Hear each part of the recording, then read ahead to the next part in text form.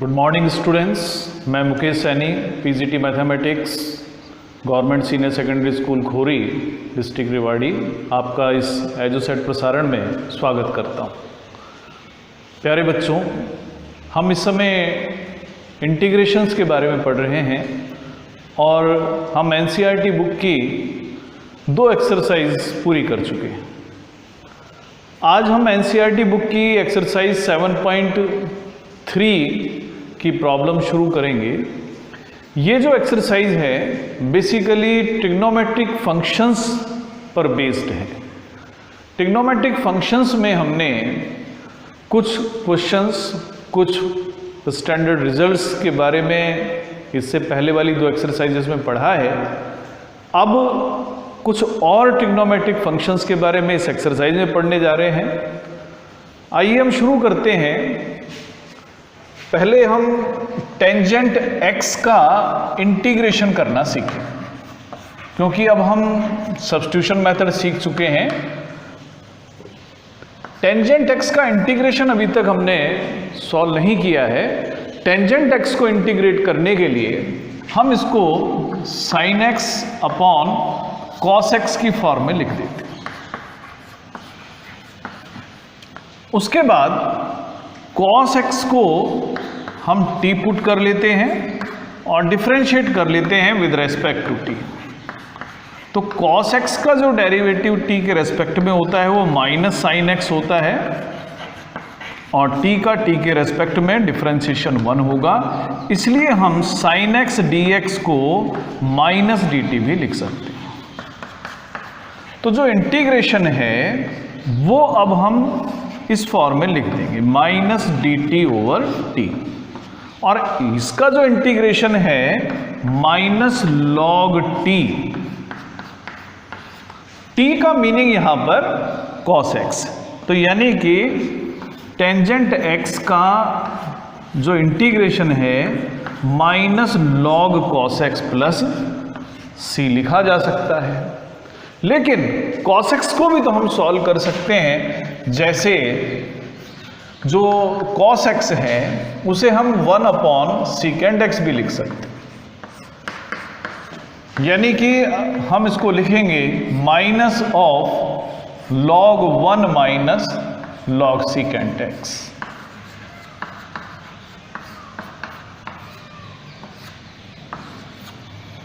log 1 क्योंकि 0 होता है तो हम log सेकेंड x भी इसको लिख सकते हैं।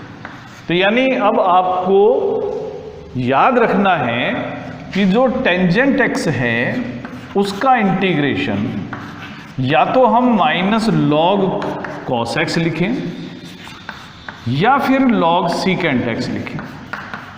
आप दोनों ही फॉर्म में इनको लिख सकते हैं। जब भी जिस भी सिचुएशन में, जिस भी फॉर्म में हमें आंसर लाना हो, हम वो फॉर्म यूज कर सकते हैं। बिल्कुल इसी तरीके से हम cot x का इंटीग्रेशन भी करते हैं। तो cot x का इंटीग्रेशन कैसे फाइंड करना है वो आप खुद करके देखेंगे। मैं उसका रिजल्ट लिख रहा हूं। cot x का जो इंटीग्रेशन है बिल्कुल इसी तरह से लिखते हैं और cot x का जो इंटीग्रेशन होता है वो log sin x होता है। तो अब हमने टेंजेंट x का इंटीग्रेशन सीख लिया है, cot x का इंटीग्रेशन सीख लिया। अब इसके बाद में हम सेकेंड x और कोसेकेंड x का इंटीग्रेशन भी सीखेंगे। तो पहले अब हम सेकेंड x का इंटीग्रेशन सीखते हैं कि सेकेंड x को हम कैसे इंटीग्रेट करते हैं।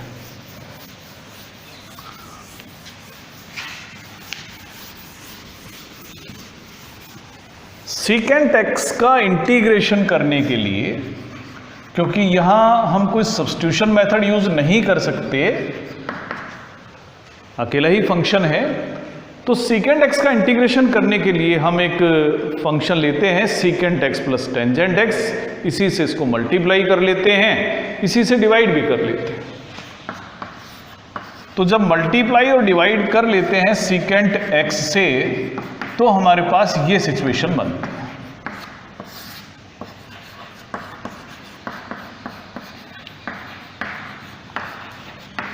अब एक काम करते हैं जो secant x plus tangent x है, जिससे हमने मल्टीप्लाई और डिवाइड दोनों किया है, इसी को एक नए वेरिएबल का नाम दे दें टी। तो let secant x plus tangent x को हमने कहा टी है। उसके बाद डिफरेंशिएशन कर देते हैं दोनों साइड्स का टी के रेस्पेक्ट में। सीकेंट एक्स का डिफरेंशिएशन होगा secant x into tangent x. Tangent x का जो डेरिवेटिव है वो सीकेंट स्क्वायर एक्स होगा, क्योंकि हम t के रेस्पेक्ट में डिफरेंशिएशन कर रहे हैं तो इकट्ठा हम लिख देते हैं dx बाई डी टी, और t का t के रेस्पेक्ट में डिफरेंशिएशन 1 होगा। इन दोनों टर्म्स में सीकेंट एक्स कॉमन लिया जा सकता है। सीकेंट एक्स अगर मैं कॉमन ले लेता हूं तो मेरे पास बचता है tangent x plus secant x dx equal to dt।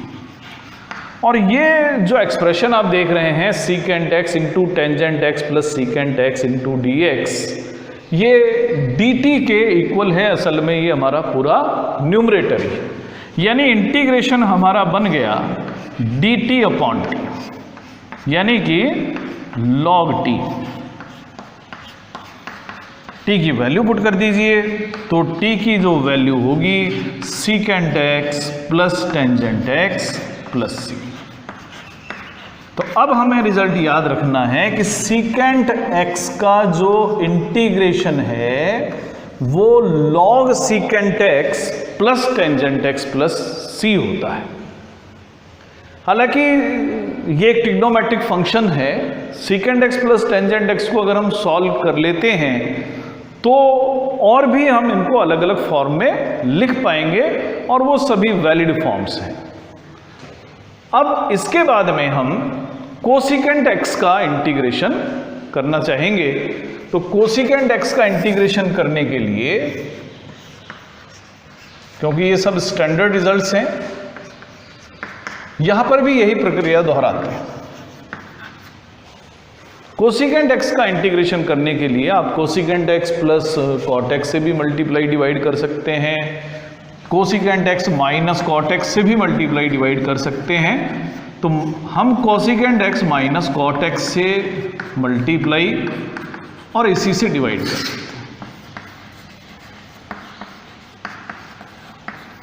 तो अब जैसा कि हमने सीकेंट एक्स के केस में किया था, बिल्कुल उसी प्रकार से यहां पर भी cosecant x minus cot x को टी पुट कर लेते हैं और दोनों साइड्स का t के रेस्पेक्ट में डिफरेंशिएशन कर लेते हैं। कोसिकेंट एक्स का डेरिवेटिव होगा cosecant x into cot x, लेकिन साइन होगा माइनस का।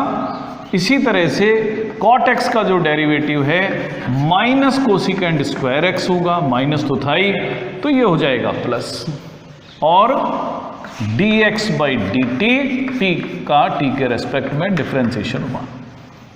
ऊपर हम देख रहे हैं कोसिकेंट एक्स को हम कॉमन ले लें, तो कोसिकेंट एक्स को अगर मैं कॉमन ले लेता हूं तो यहां कोसिकेंट एक्स पॉजिटिव बनेगा, यहां माइनस कॉट एक्स हो जाएगा, dx इक्वल टू dt। यानी ये जो हमारा न्यूमरेटर है उसे हम dt के इक्वल रख सकते हैं। तो इंटीग्रल अब बनता है dt ओवर t, जिसे हम log t लिख सकते हैं,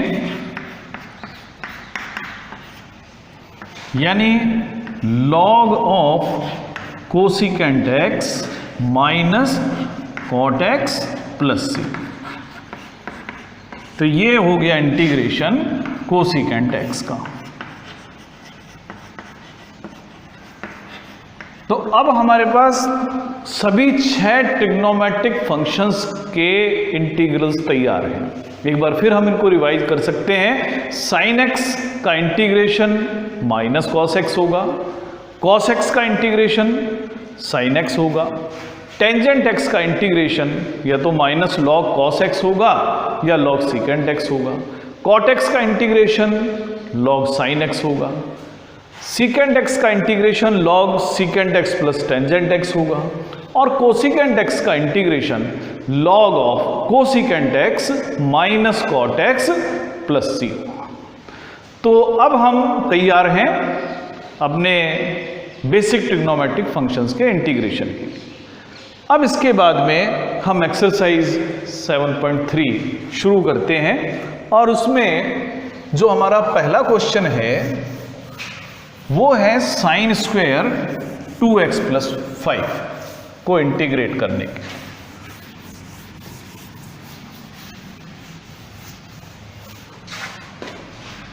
साइन स्क्वायर 2x प्लस 5 का इंटीग्रेशन हमें करना है।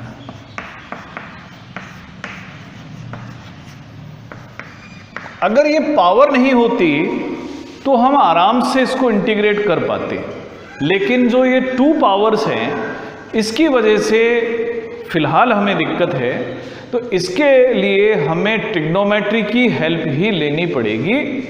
ट्रिग्नोमेट्री में कोई ऐसा फॉर्मूला हम देखते हैं, कोई ऐसी आइडेंटिटी देखते हैं जहां पर साइन 2 पावर्स में यूज होता हो या कोई दूसरा फंक्शन सिंगल पावर में हो।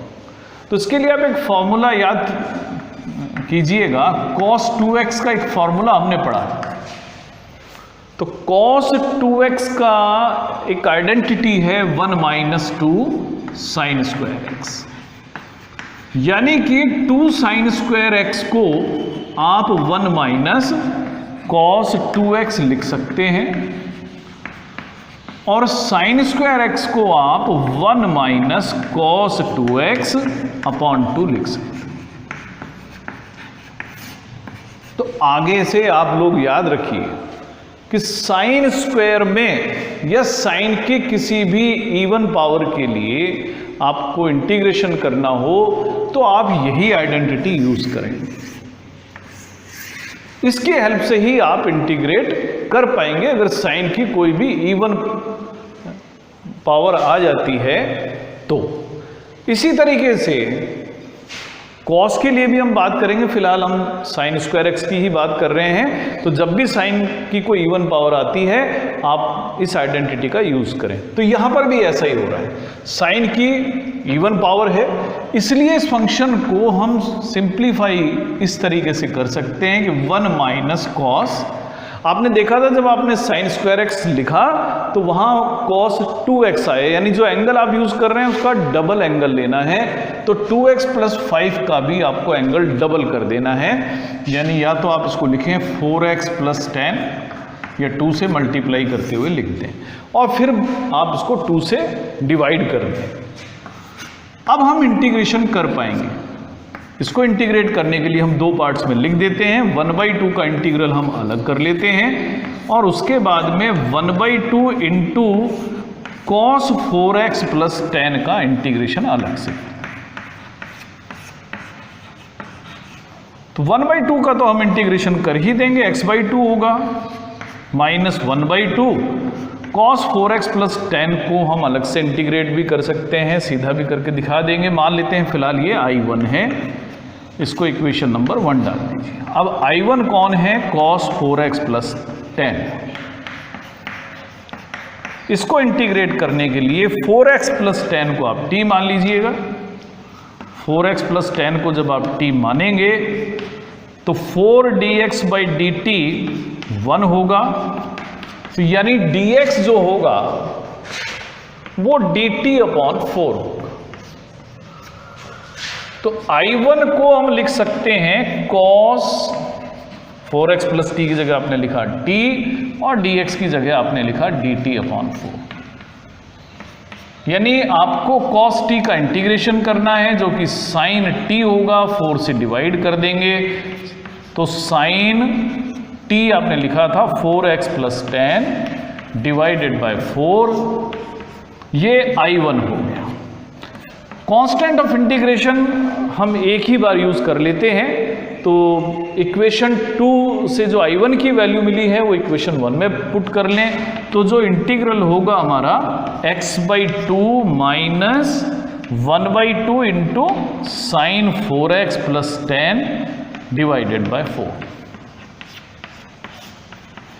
अब यहां कांस्टेंट ऑफ इंटीग्रेशन यूज कर लेते हैं, यानी x/2 minus sine 4x plus 10 divided by 8 plus c, ये इंटीग्रेशन है साइन स्क्वायर 2x प्लस 5 का। आगे से आप एक बात और भी नोट कर लेंगे कि जब जब साइन या कोई भी ट्रिग्नोमेट्रिक फंक्शन आता है और उसमें मल्टीपल एंगल का यूज होता है तो जो भी x का मल्टीपल है वो हम डिवाइड में लिख सकते हैं।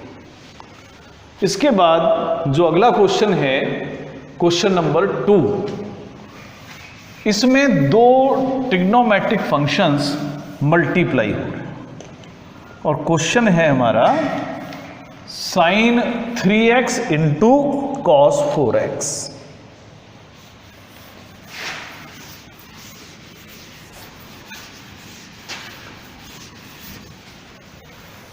क्वेश्चन नंबर 3 है sign 3x into cos 4x। अगर ये दो ट्रिग्नोमेट्रिक फंक्शंस बजाय मल्टीप्लिकेशन के एडिशन में होते या सब्ट्रैक्शन में होते तो हम आसानी के साथ इनको इंटीग्रेट कर लेते, लेकिन ये दोनों फंक्शन यहां मल्टीप्लाई हो रहे हैं। अब हम क्या करेंगे, जो हमने 11th क्लास में ट्रिग्नोमेट्री पढ़ी है उसका यूज करके इनको दो फंक्शंस के एडिशन या सब्ट्रैक्शन की फॉर्म में लिखें। इसके लिए हम ट्रांसफॉर्मेशन फॉर्मूले यूज करेंगे। तो अब हम दिए हुए फंक्शन को 2 से मल्टीप्लाई और 2 से डिवाइड करके लिख लेते हैं। तो यानी हमारा जो फंक्शन बन गया है 2 से मल्टीप्लाई और 2 से डिवाइड करने के बाद में वो इस तरह से लिखा जाएगा 2 sign 3x into cos 4x। हमने ट्रिग्नोमेट्री में पढ़ा था 2 साइन a कॉस b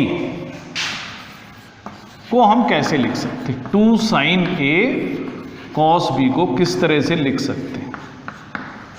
तो 2 साइन a कॉस b का जो फॉर्मूला है हम लिख सकते हैं इसको sine a plus b plus sine a minus b। तो यही सिचुएशन हमारे पास इस समय है 2 sine a into cos b। तो इसको मैं लिख सकता हूं साइन a प्लस b, ये एंगल a है ये एंगल b है, तो 3x प्लस 4x यानी कि 7x plus sine a minus b, ये एंगल a है ये एंगल b है, तो 3x माइनस 4x यानी माइनस x dx।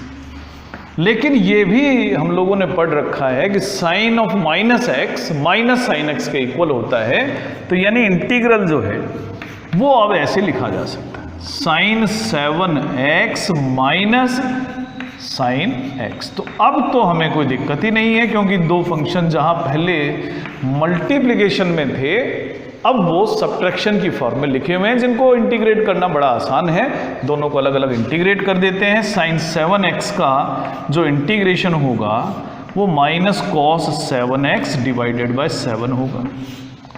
इसी तरह से माइनस साइन x का इंटीग्रेशन माइनस कॉस x होगा यानी प्लस कॉस x। 1/2 से हमें मल्टीप्लाई करना ही है, यहाँ कांस्टेंट ऑफ इंटीग्रेशन लिख दे। तो यहाँ 4 प्रकार की सिचुएशन हो सकती हैं जो जहाँ भी जिस ट्रांसफॉर्मेशन फार्मूले की हमें ज़रूरत पड़े वो फार्मूला बनाएं और इनको एडिशन सब्ट्रैक्शन की फॉर्म में लिख लें, आराम से ये इंटीग्रेट होते चले जाए। तो इसी क्रम में तीसरा जो क्वेश्चन है उसमें 3 ट्रिग्नोमेट्रिक फंक्शंस को मल्टीप्लाई कर दिया गया। cos 2x, cos 4x और cos 6x, 3 फंक्शंस मल्टीप्लाई कर दिए। लेकिन इसमें भी हमें घबराने की बात नहीं है। फंक्शन चाहे 2 हो 3 हो 4 हो, बेसिक तरीका हमारा वही रहेगा। हम इनको एडिशन या सब्ट्रैक्शन की फॉर्म में लिखने की कोशिश करेंगे और इसके लिए दिए हुए फंक्शन को 2 से मल्टीप्लाई करेंगे और 2 से ही डिवाइड करेंगे। यानी इस फंक्शन को अब हम लिखेंगे 2 cos 2x, cos 4x और cos 6x। क्योंकि जो ट्रांसफॉर्मेशन फॉर्मूला है वो हम सिर्फ 2 ही एंगल्स पर यूज कर सकते हैं, तो इसको 2 एंगल्स के लिए एक एंगल हम बाहर लिख लेते हैं और 2 cos 4x और cos 6x को इकट्ठा एक ब्रैकेट में लिख लेते हैं।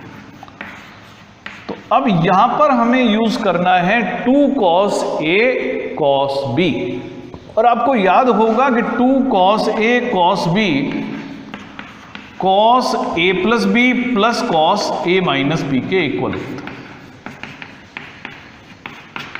और इसी आइडेंटिटी का हम यूज भी करेंगे। तो अब हम इसको दोबारा से लिखते हैं cos 2x,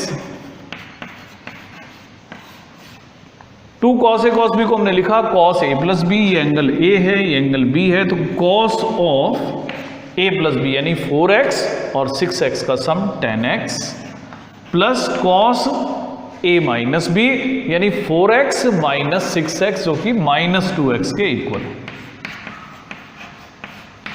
लेकिन आप जानते हैं कि cos माइनस x और cos x दोनों इक्वल होते हैं, तो अगले स्टेप में हम इसको cos 2x ही यूज करेंगे।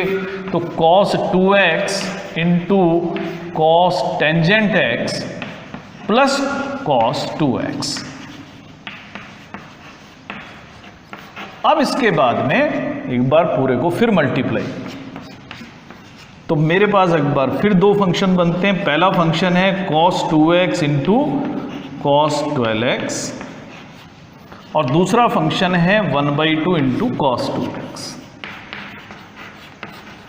इन दोनों को ही हम अलग अलग इंटीग्रेट करते हैं। पहले फंक्शन को हम I1 नाम दे देते हैं और दूसरे फंक्शन को I2 नाम दे देते हैं। इसको इक्वेशन नंबर 1 यूज करें। तो अब I1 और I2 दोनों को अलग अलग इंटीग्रेट अब हम करेंगे। पहले अब हम कर रहे हैं cos 2x और cos 12x का इंटीग्रेशन। तो I1 है cos 2x into cos 12x। तो ये फिर वही सिचुएशन क्रिएट हो गई। एक इसके लिए एक बार फिर 2 से मल्टीप्लाई और 2 से डिवाइड करेंगे। तो 2 से मल्टीप्लाई और 2 से जब डिवाइड कर देंगे तो cos 2x और cos 12x लिखते हैं। अब 2 cos a cos b को अब हम लिखेंगे cos of a plus b 2x और 12x यानी 14x plus cos a minus b। तो 2x minus 12x minus 10x होगा, लेकिन क्योंकि अभी हमने देखा था cos minus x cos x बराबर है, तो मैं इसको cos टेंजेंट x ही लिख देता हूं और इनके इंटीग्रेशन हम आराम से कर देंगे। तो ये होगा cos 14x का इंटीग्रेशन sin 14x, 14 से करेंगे डिवाइड, cos टेंजेंट x का sin 10x, 10 से करेंगे डिवाइड, प्लस C1। ये पहला इंटीग्रल होगा। अब दूसरा इंटीग्रेशन जो कि cos स्क्वायर 2x, I2 है cos स्क्वायर 2x। इससे पहले आज हमने जब फर्स्ट क्वेश्चन करा था वहां sin स्क्वायर 2x प्लस 5 का इंटीग्रेशन करा था। cos 2x की भी कभी जरूरत पड़ती है इंटीग्रेट करने की, तो cos 2x का एक आइडेंटिटी हम यूज करते हैं और वो होती है 2 cos स्क्वायर x माइनस 1, यानी कि 2 cos स्क्वायर x को आप 1 प्लस cos 2x लिख दें और जहां जहां cos स्क्वायर x आए आप इसको 1 plus cos 2x divided by 2 लिखें। ये आपको याद भी रखना है, यानी जब जब cos की इवन पावर्स आएंगी उस समय आप cos स्क्वायर x को 1 प्लस cos 2x अपॉन 2 की फॉर्म में ही लिखेंगे। तो यही काम हम यहां करने जा रहे हैं। cos स्क्वायर 2x है तो इसको हम लिखेंगे 1 प्लस cos 4x अपॉन 2, और दोनों का इंटीग्रेशन हम अलग अलग करेंगे। 1/2 का इंटीग्रेशन हम अलग करेंगे, 1/2 इंटू कॉस 4x का इंटीग्रेशन हम अलग करेंगे। ये होगा x/2 प्लस कॉस 4x का इंटीग्रेशन होगा साइन 4x अपॉन 4, 2 से करेंगे मल्टीप्लाई यानी 8 प्लस C2। ये I2 की वैल्यू, आप इनको इक्वेशंस 2 और इक्वेशन नंबर 3 यूज कर लें इनके लिए। इसके बाद में क्योंकि I1 और I2 दोनों हम फाइंड कर चुके हैं, तो इसका पूरे का इंटीग्रेशन होगा I 1/2 से इस पूरे को मल्टीप्लाई करते हैं, तो 1/2 से जब मल्टीप्लाई करेंगे तो 1/4 into sine 14x upon 14 plus sign 10x upon 10 plus I2 को भी हमें 1/2 से मल्टीप्लाई करना है, तो यानी x/4 plus sign 4x upon 16। Constant of integration हमें एक ही यूज करना चाहिए, क्योंकि जितने भी आप कांस्टेंट्स लेंगे एडिशन होने के बाद में वो एक नया कांस्टेंट हमें दे देंगे। तो इस तरीके से अगर 3 फंक्शंस साइन के या कॉस के मल्टीप्लिकेशन में आते हैं तो उनको 2-2 फंक्शंस में और 2-2 के बाद 1-1 में कन्वर्ट करके उनका इंटीग्रेशन किया जाता है। ऐसे ही हमें 2 क्वेश्चंस और भी दिए हुए हैं, जैसे क्वेश्चन नंबर 3 है, बिल्कुल उसी प्रकार से क्वेश्चन नंबर 6 भी दिया हुआ है। यहाँ कॉस के 3 एंगल्स हैं, 6th में साइन के 3 एंगल्स मल्टीप्लाई हो रहे हैं। इसके बाद में अब हम क्वेश्चन नंबर 4 लेंगे, जहां पर हमें साइन क्यूब 2x प्लस 1 का इंटीग्रेशन करना। साइन क्यूब 2x प्लस 1,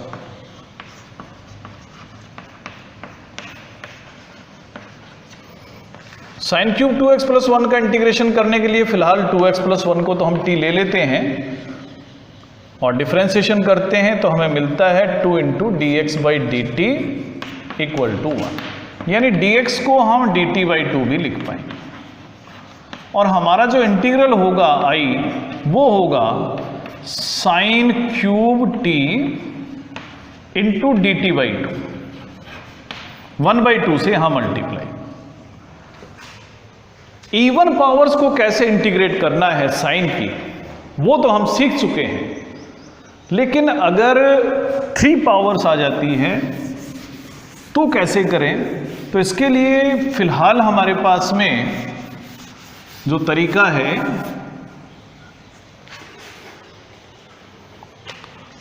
दो तरीके हम इस्तेमाल कर सकते हैं। या तो हम अगर ऑड पावर हमारे पास आ जाए, तो ऑड पावर आने की स्थिति में हम साइन फंक्शन या कॉस फंक्शन को 2 पार्ट्स में लिख लेते हैं, यानी एक पावर को अलग लिख लेते हैं। जब भी हम एक पावर अलग लिखेंगे तो बाकी जब पावर बचेगी वो हमेशा इवन ही बचेगी। ये ऑड पावर के लिए हमें करना है। उसके बाद में जो इवन पावर आएगी उसे 1 माइनस कॉस स्क्वायर टी लिख देते हैं।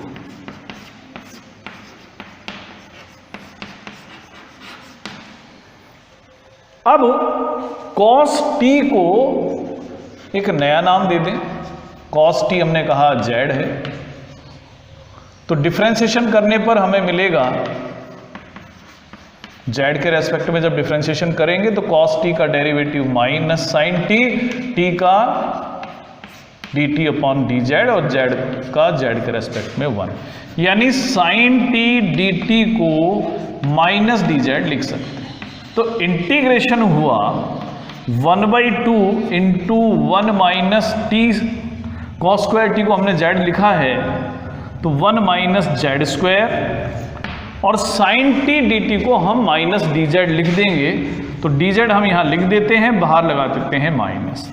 इसका इंटीग्रेशन हम आराम से कर पाएंगे। 1 का इंटीग्रेशन जब z के रेस्पेक्ट में करेंगे तो z, और z स्क्वायर का होगा z³ अपॉन 3।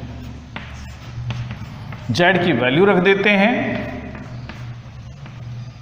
z की वैल्यू है cos t, तो cos t minus cos cube t upon 3। अब t की वैल्यू भी पुट कर देंगे, तो -1/2 cos of 2x plus 1 minus cos cube 2x plus 1 divided by 3 plus c। ये हमने साइन क्यूब का इंटीग्रेशन करा है।